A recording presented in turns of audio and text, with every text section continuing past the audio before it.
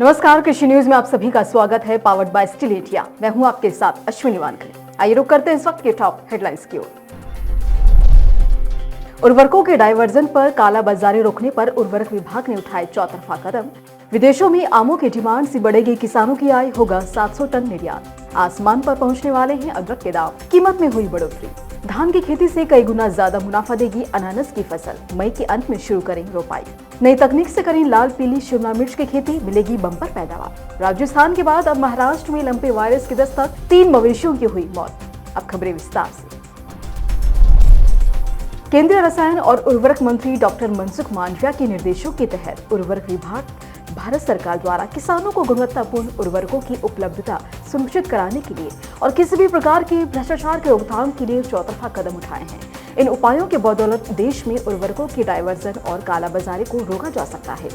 कड़ी निगरानी रखने और देश भर में उर्वरकों के डायवर्जन, कालाबाजारी, जमाखोरी और घटिया गुणवत्ता वाले उर्वरकों की आपूर्ति को रोकने के लिए समर्पित अधिकारियों की विशेष टीमें गठित की गई हैं, जिन्हें फर्टिलाइजर फ्लाइंग स्क्वाड कहा जाता है।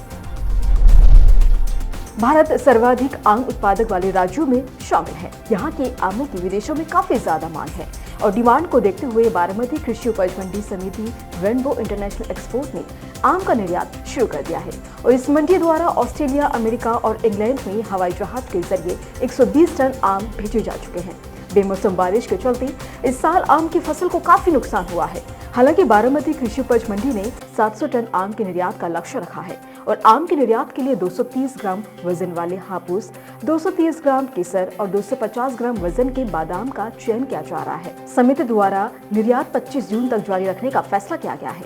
बारामती कृषि उपज मंडी के प्रबंधक शंभुराजी रणवे ने बताया है कि राज्य के विभिन्न हिस्सों में आयातित आमों की ग्रेडिंग की जा रही है और आम की 13 किस्मों को स्थानीय बाजार में मांग के अनुसार उपलब्ध कराया जा रहा है।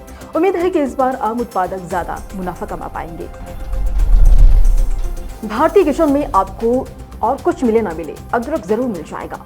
अदरक का इस्तेमाल भारतीय लोग सदियों से कर रहे हैं। इसे मसालों के अलावा एक औषधि के रूप में भी इस्तेमाल किया जाता है और इसके अंदर मौजूद गुण हमारे शरीर को वायरस और बैक्टीरिया से लड़ने में काफी मदद करते हैं। लेकिन अब अदरक खरीदना आपके लिए मुश्किल होने वाला है। दरअसल मणिपुर हिंसा के बाद से ही अदरक के दामों में बढ़ोतरी देखने को मिली है। भारत के कई राज्यों में बेमौसम बारिश के चलते किसानों को बहुत नुकसान हुआ है। अदरक की खेती करने वाले किसानों को भी बेमौसम बारिश ने बर्बाद कर दिया है।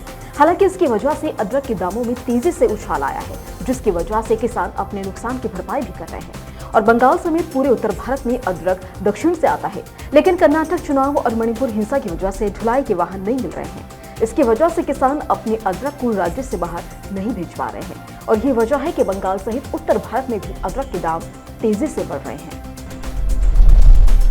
भारत की ज्यादातर ग्रामीण आबादी खेती के सहारे जीती है। हालांकि पारंपरिक फसलों और खेती के तरीकों की वजह से उनको उतनी आमदनी नहीं मिल पाती जितने में वो एक अच्छी जिंदगी जी सके। लेकिन अब ऐसा नहीं होगा, क्योंकि भारत के किसानों को अगर समृद्ध बनाना है तो उन्हें पारंपरिक फसलों से ऊपर उठकर नए प्रयोग करने होंगे।